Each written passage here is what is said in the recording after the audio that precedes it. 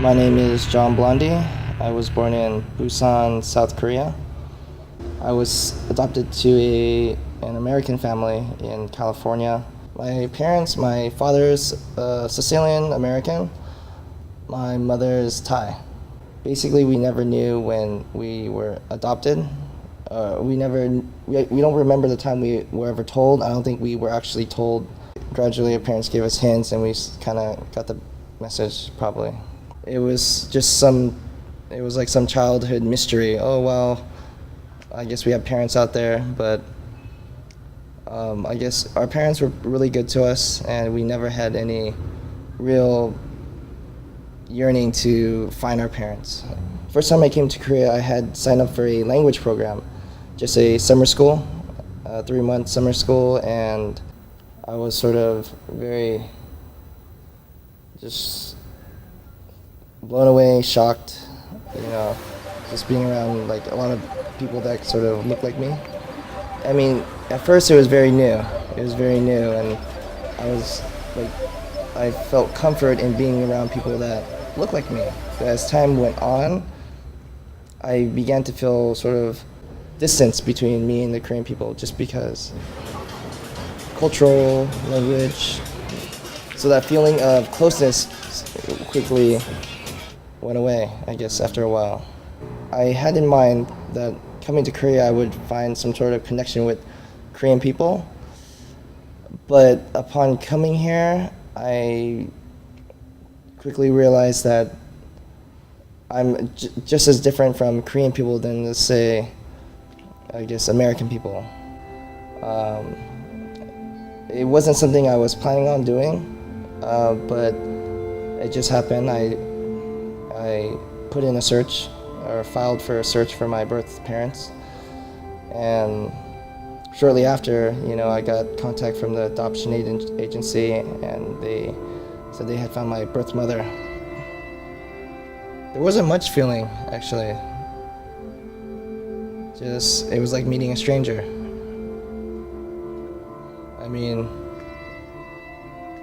But even though we have no connection at all, and there was really no emotional gratification from meeting my mother at all, but still I feel like just answering that question, where did I come from, and who are my real parents, or who's my mother, I think it sort of made a big difference, even though it doesn't really feel like it. I guess growing up as an adoptee, identity was sort of always a gray area. I guess what deep down attracted me to MMA is that when you get into the ring, race, identity, it really means nothing. And I felt like I was equal. It's a very enlightening moment. The outside world really doesn't matter when you're in the ring. Society, self-image. The outside world's image of identity is really forced upon me in the outside world. But when I'm in the ring, when I'm training, I am who I am. Nothing forces me to feel like I should be something, like I should be a Korean American, which I can't really say that I am. I'm an adoptee, or in the ring, in the gym, I'm just who I am. In MMA, you truly express yourself in the ring. When you get in the ring, there's not a more real moment than when you're in the ring and you're facing someone who's trying to knock your head off. MMA, I feel like it's different from boxing and kickboxing, which they're very concentrated on one specific skill. Where MMA, it's full contact fighting, which allows a variety of different skills to be put in one. And I think in MMA and MMA alone, I think one can really express themselves fully. Yes, I don't do MMA for a living. I'm actually a cook. Cooking is a necessity. I mean, the richest man in the world needs to eat. I really feel myself in physical things. I guess in cooking it's an art, but it's also a very physical art. It's not identity with the outside world. You know, I grew up as an American, but I don't fit that ideal of an American, which is fine with me. I don't fit that ideal of being sort of Korean, since I look Korean, but I don't fit that ideal. But in cooking or doing something physical, that stuff really doesn't matter. Image does not matter. And I guess when I'm doing something physical, I feel myself. In society, feels like there's a pressure to identify with something. Or in order to function in America, I sort of had to be American. But deep down, I knew myself that I wasn't exactly American. I didn't share the same feelings deep down inside. Like I have to act. You know, I had to act. I had to play some type of role 24/7 instead of just being myself. It's not a horrible thing. I didn't have a horrible life. I wasn't subject to cruel racism, but it's not a feeling that really builds up inside you.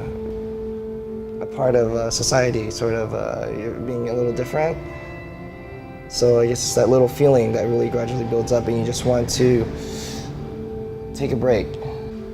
Learning Korean and learning everything about the Korean culture is important to me. To really clear that sort of questioning deep down inside, the question of whether I'm Korean or not. And the more I learn Korean, the more I connect with the Korean culture, the more I realize that I'm not Korean. I think that identity is something that you can convince others as much as yourself. You really truly have to believe it. I guess I could never really say that I was Korean, and I can never really say that I was American, because deep down I never felt like I was either of the two. I feel like I have a self-identity, yeah, of course, but I lack a strong social identity. I can't to identify the wild, like a platypus. A lot of people are always wondering, hey, what is this? Is it a duck or a raccoon? But it's just what it is. It's just a platypus. If it does its thing, it functions as it should, and it serves its part in the natural world. I guess I don't find identity with society, but I find identity with truth, with reality. And and in fighting, it's just, I feel like you are in the moment. When you're in the ring, you're in the moment, and that's reality. And to me, that's more truth. That's more real than saying, I'm something. I'm a Korean American. I am American. It's more real, and it's more real than having this social image will ever be. I guess I live my life like I'm in the ring, just searching for those real moments, searching for reality.